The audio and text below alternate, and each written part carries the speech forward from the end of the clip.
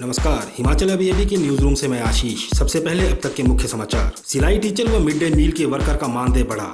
आनी व चौपाल में 3 की मौत, 3 घायल। ऊना में नैनो के साथ खड्ड में बह गए 3। राहुल पर पत्थरबाजी की घटना से कांग्रेस भड़की, शव यात्रा निकाल फूंके पुतले। सुक्खू बोले, विपक्ष की आवाज दबाने के लिए राहुल पर हमला।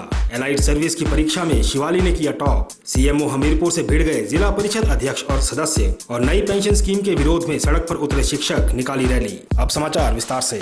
पंचायतों में नियुक्त सिलाई टीचर, मिड डे वर्कर व आरकेएस के तहत तैनात नर्सों व पैरामेडिकल स्टाफ के लिए राहत भरी खबर है। यहां सीएम वीरभद्र सिंह की अध्यक्षता में हुई कैबिनेट की बैठक में पंचायतों में तैनात सिलाई टीचर को मिलने वाले मानदेय में बढ़ोतरी की गई है। इन शिक्षकों को अब 6300 रुपए मिलेंगे। इसके अलावा मिड डे मील वर्कर को 1200 की जगह 1500 रुपए प्रति माह मानदेय मिलेगा। इसके अलावा बैठक में निर्णय लिया गया कि आईपीएच विभाग में 500 वाटर गार्ड नियुक्त किए जाएंगे। इसके अलावा 5 साल से अधिक समय से कार्यरत IT-TGT शिक्षकों को अनुबंध पर लाने को निदेशक शिक्षा की अध्यक्षता में कमेटी गठित करने का फैसला लिया गया। आरकेएस के तहत रखी नर्सों और पैरामेडिकल स्टाफ को अनुबंध पर रखने का भी फैसला लिया गया है। साथ ही कैबिनेट ने 65, 70 व 75 वर्ष के पेंशनरों को 5, 10 व 15% पेंशन बढ़ोतरी का लाभ देने का मामला वित्त विभाग को भेजा है। इसके अलावा 1600 बीमार इकाइयों को राहत देने को कैबिनेट ने CS की अध्यक्षता में कमेटी बनाई है। आरकेएस कर्मी 3 वर्ष की सेवा के बाद नियमित होंगे। आनी के राणाबाग छतरी सड़क मार्ग पर राणाबाग के समीप एक महिंद्रा मैक्स पिकअप सड़क के बाहर होकर दुर्घटनाग्रस्त हो गई, जिसमें चालक सहित सवार 3 लोगों में से 2 की मौके पर ही मौत हो गई, जबकि एक अन्य घायल हो गया। वहीं शिमला के चौपाल में बोलेरो की नदी में गिरने से एक युवक की मौत हो गई, जबकि 2 गंभीर रूप से घायल हुए हैं। बताया जा रहा है कि शुक्रवार देर रात नेरी पुल के समीप चौपाल मड़ावक के माटल गांव के 3 युवक बोलेरो में सवार होकर अपने घर की तरफ लौट रहे थे। इस दौरान नेरी पुल के पास गाड़ी अनियंत्रित होकर नदी में लुढ़क गई। इस हादसे में 19 साल के युवक राहुल पुत्र वीरेंद्र निवासी माटल की मौके पर ही मौत हो गई, जबकि राजेंद्र और सुरेश निवासी माटल गंभीर रूप से घायल हुए हैं। उधर ऊना देहला खड्ड के तेज बहाव ने एक युवक की जान ले ली, जबकि 2 ने तो जैसे तैसे जिंदगी की जंग को जीत लिया। बताया जा रहा है कि खड्ड का पानी अपने साथ एक नैनो कार को बहा ले गया। बहरहाल पुलिस और स्थानीय लोगों की सहायता से कार से शव को बाहर निकाल लिया है। इसके साथ ही पुलिस ने शव को कब्जे में लेकर पोस्टमार्टम के लिए क्षेत्रीय अस्पताल ऊना भेज दिया है, जबकि कार में सवार अन्य दोनों युवकों से जानकारी जुटाई जा रही है। गुजरात में कांग्रेस राष्ट्रीय उपाध्यक्ष राहुल गांधी पर पथराव की घटना से प्रदेश कांग्रेस उग्र हो गई है। आज इसके विरोध में प्रदेश की विभिन्न जगहों पर केंद्र सरकार की शव यात्रा निकाली गई व पीएम मोदी के पुतले फूंके गए। शिमला में कांग्रेस कार्यकर्ताओं ने पार्टी मुख्यालय के बाहर एकत्र होकर पीएम के खिलाफ नारेबाजी की और मोदी को तानाशाह करार दिया।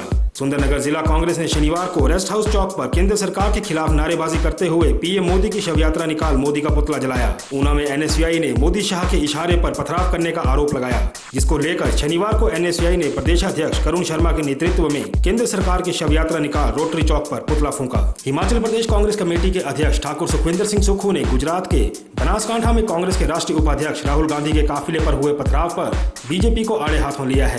सुक्खू ने यहां जारी प्रेस बयान में कहा कि राहुल गांधी पर हमला सोची समझी साजिश का हिस्सा है। ये इस बात को दर्शाता है कि बीजेपी की दमनकारी और जन विरोधी नीतियों के खिलाफ जो भी आवाज उठाता है, डरा धमकाकर उसकी आवाज दबा दी जाती है। राहुल के काफिले पर पीएम नरेंद्र मोदी और बीजेपी अध्यक्ष अमित शाह के गृह प्रदेश में हमला विपक्ष की आवाज को दबाने का ओछा प्रयास है। अन्य समाचार ब्रेक के बाद।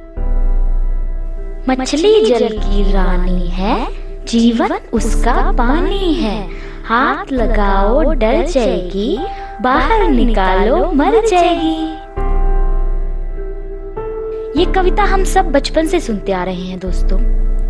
मछली की ओर तो सबने ध्यान दिया, लेकिन क्या किसी का ध्यान जल की तरफ भी गया? अगर भविष्य में जल ही नहीं होगा तो जीवन के अस्तित्व की कल्पना ही कैसे की जा सकती है? वर्तमान समय में जल संकट एक विकराल समस्या का रूप ले चुका है। अगर आज पानी की अहमियत न समझी गई, अगर आज पानी नहीं बचाया गया, तो कहीं ऐसा न हो कि कल हमें पानी की एक बूंद भी नसीब न हो और हमारा हाल भी उस मछली जैसा न हो जो पानी के बिना तड़प तड़प कर मर जाती है। तो आइए दोस्तों, हिमाचल अभी के साथ मिलकर आज ही पानी को बचाने का संकल्प लें। शुरुआत अपने घर से करें और अपने वर्तमान के साथ साथ अपनी आने वाली पीढ़ियों को जल रूपी अमृत की सौगात दें, क्योंकि जल है तो कल है। जय हिंद, जय भारत।